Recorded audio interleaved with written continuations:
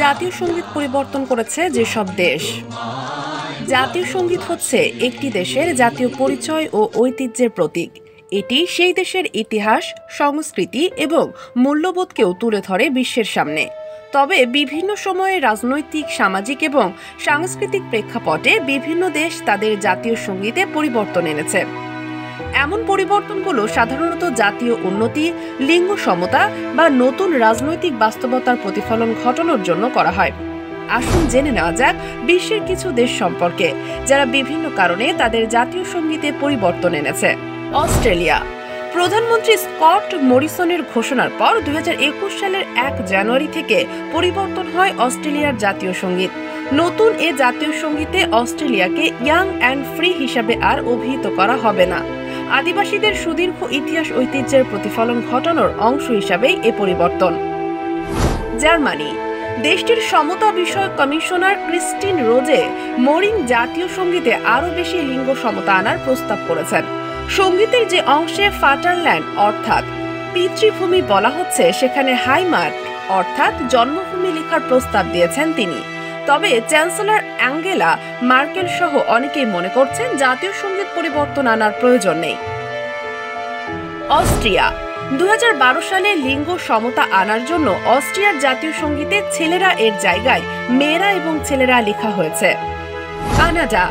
উত্তর আমেরিকার এই দেশটিও সম্প্রতি তাদের জাতীয় সঙ্গীতকে আরও লিঙ্গ নিরপেক্ষ করেছে।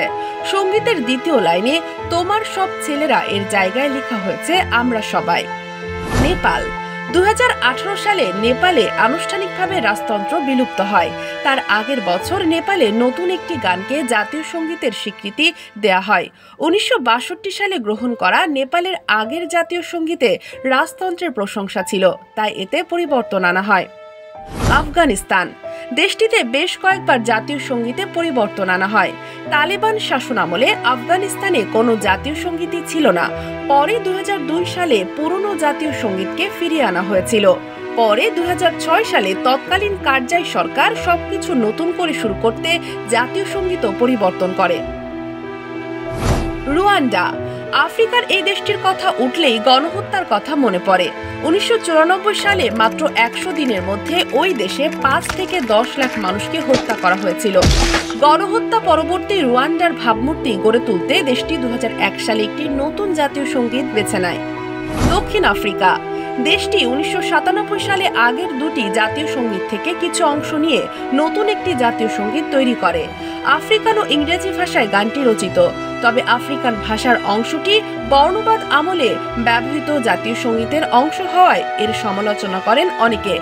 নেলসন ম্যান্ডেলা সেটি রিকনসিলিয়েটরি ব্যবস্থা হিসাবে বর্ণবাদ পরবর্তী দক্ষিণ আফ্রিকার সঙ্গীত হিসাবে অন্তর্ভুক্ত করেছিলেন। রাশিয়া। ভ্লাদিমির পুতিন 2000 সালে রুশ প্রেসিডেন্ট হিসেবে দায়িত্ব নেওয়ার পর 1990 সালের আগে ব্যবহৃত জাতীয় সঙ্গীত ফিরিয়ে আনেন, তবে গানের কথায় কিছুটা পরিবর্তন আনা হয়। 1990 সালে যে জাতীয় সঙ্গীত গ্রহণ করা হয়েছিল তাতে কোনো কথা না থাকায় আন্তর্জাতিক প্রতিযোগিতায় অংশ নেওয়া অ্যাথলেটরা এর সমালোচনা করেছিলেন। তাদের বক্তব্য ছিল কথাবিহীন গান তাদের নাকি উদ্বুদ্ধ করতে পারেনি।